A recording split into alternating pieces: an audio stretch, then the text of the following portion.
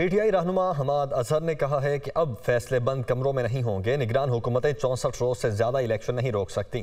शहबाज गिल का कहना था अदालतों ने इमरान खान और अवाम को इंसाफ दिया। वो लाहौर हाई कोर्ट के फैसले के बाद मीडिया टॉक कर रहे थे।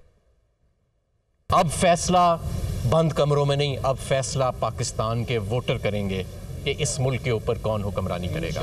यही आइन और कानून का तकाजा है, यही जमहूरी रवायात का तकाजा है। मैं कायम मुकाम जो हुकूमतें बनी हैं पंजाब में ख़ास तौर पे मैं उनको कहना चाहता हूँ 64 दिन से ज़्यादा आप इलेक्शन नहीं रोक सकते। आपकी मुद्दत 64 दिन रहेगी और आपका वाहिद काम आइन और कानून के मुताबिक इस मुल्क में इलेक्शन कराना है। इसके अलावा कि आप शफाफ इलेक्शन कराएं और इंतखाबात कराएं, आपका कोई काम नहीं है। अगर आप शफाफ इंतखाबात के ऊपर असरअंदाज होने की कोशिश करेंगे तो याद रखें कि आइन और कानून में इसकी सजाएं दर्ज हैं। तो हमें सबसे पहले ये नहीं भूलना कि अल्लाह की ज़ात के बाद इन अदालतों ने आज इमरान खान को और पाकिस्तान की आवाम को इंसाफ दिया है। देखिए, रात के 9:30 बजे आज़ाद अदलिया ने पाकिस्तान के आइन को सामने रखते हुए ये फैसला किया है कि 90 दिन के अंदर इलेक्शन होना है। इस इतवार को रात 10 बजे अगर उसके बाद इन्होंने स्केड्यूल का ऐलान किया तो ये आइन शिकनी कर चुके होंगे।